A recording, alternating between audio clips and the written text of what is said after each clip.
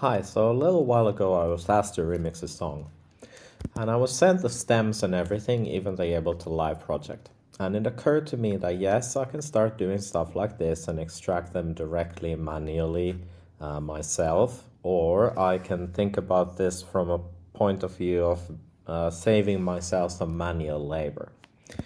And what occurred to me was that I already know what the BPM of this track is. It's 116. I've been sent all the stems. So the StemSlicer was born. And this lets me pick, for instance, the place where the stems are in, i.e. select folder containing audio files. And then I'm going to open them. And I'm going to say that based on the target BPM and the slice sizes, make 32, 16, 8, and 4. So I'm going to start processing, and what it's going to do is this. It's starting the process of slicing these up by identifying where the silences are, and after it's prepared the 7 silence files, it's going to basically show you what it's doing. And what it's doing right now is it's saving a 32-beat slice and a 32-beat slice and then another one and another one. It'll skip all the silences if they are true silences. And then it'll make 16, 8, and 4 beat slices out of this mix.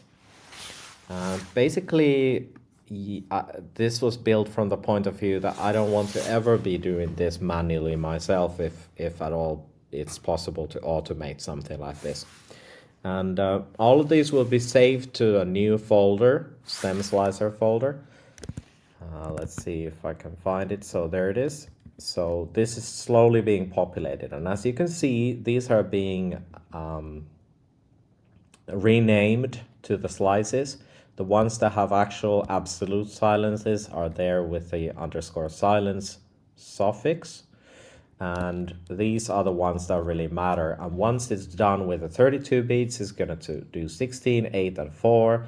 It's going to do the very same thing for all the other files. So let's do the calculus here. So keys 1, keys 2, kick, pad, perk, strings. So that it's going to go through 7 stem samples, and it's going to extract them and visually show you what is it exactly doing.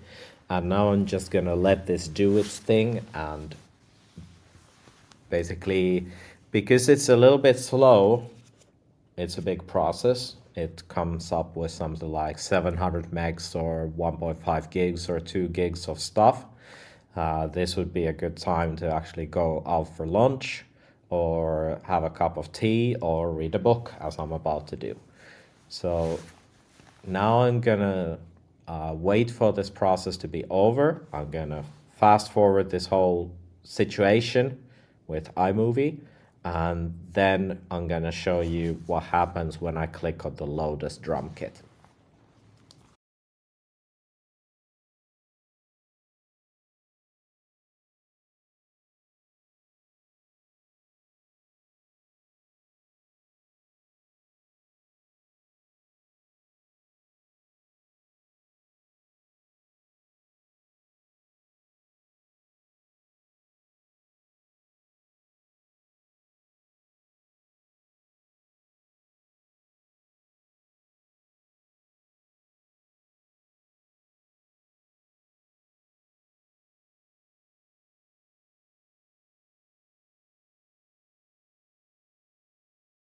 Okay, so now all the 7 files have been chopped to 32 beats, 16 beats, 8, and 4. There's also the 64, but I had no use for that.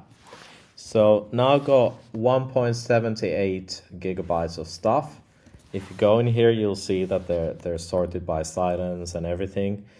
So of course you wouldn't be loading the silence ones. There's the strings, there's the percussive elements, perk wav, pad wav. Now these are of course based on what I was sent. So I was sent a stem with this name. So obviously it'd be differently named for your cases. There's keys 2, keys 1, and the last thing, which is hat. So there we are. Now, here comes the fun bit. if I load as Drumkit, it's gonna skip all the silences and it's gonna load all of them as 4, 8, 16, 32. It's gonna do the same for strings, for hat, keys 2, pad, kick, perk, keys 1. There's also a possibility of creating reverse drum kits for 4 beats, but we're not gonna bore you with that because loading them, processing them in reverse is slightly slow. So we've gone from this to this, and I'm gonna quickly show you. So if I go to 16 or 32, and if we zoom in, we'll see that here's everything that isn't silent. So if I maybe trigger this sound, and then this,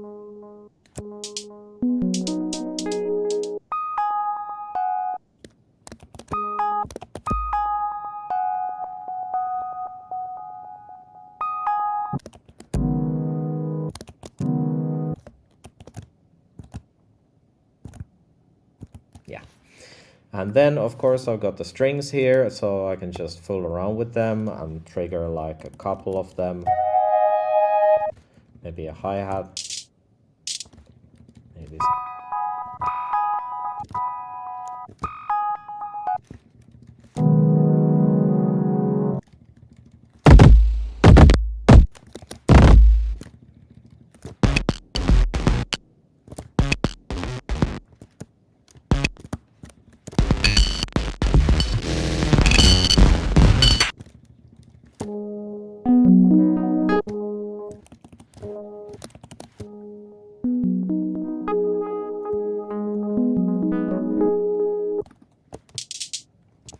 So there we are.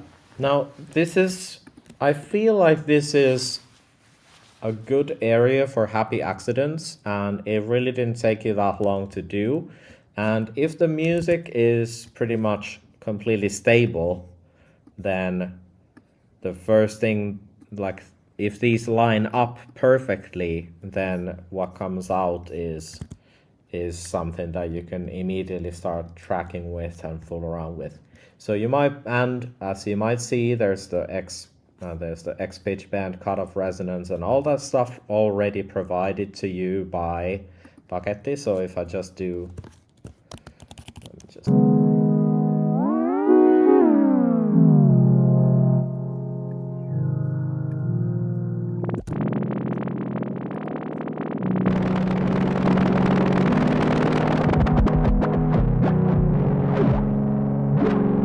Then the very same thing for pitch. And then of course all the other stuff, the modulation effects for volumes and pitch and panning and cutoff and resonance are all there. So you can just start fooling around with something like, let's hit the pitch, let's put it to octave up and down or even 2 octaves, then put the cutoff to random, then the resonance to random, and then start hitting one note. Of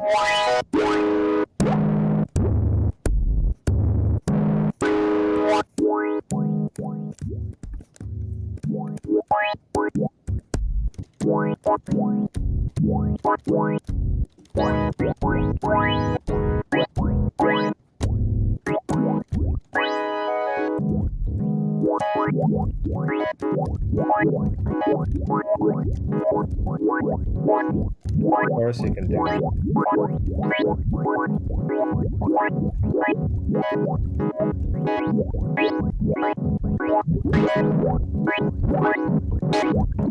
And just go and enjoy. So I hope you like this little demo of StemSlicer.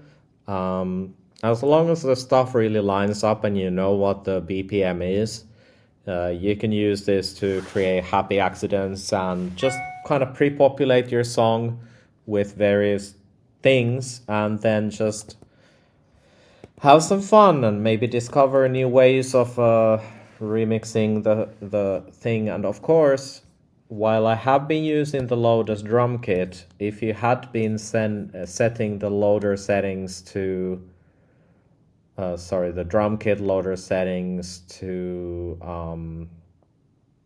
slice loop end half, for instance, and then to forward, and then to, I don't know, note off or continue, what would happen is that you would be getting only this area as a looping area, and that would be really beneficial for certain use cases. So check it out. Let me know how you get on. Thank you.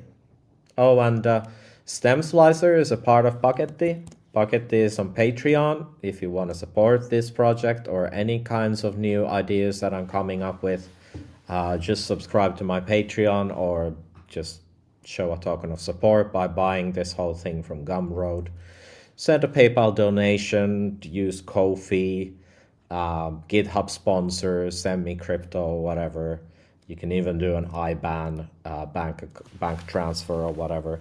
Or just send me some bug reports and all that. So let me know how you get on. Enjoy.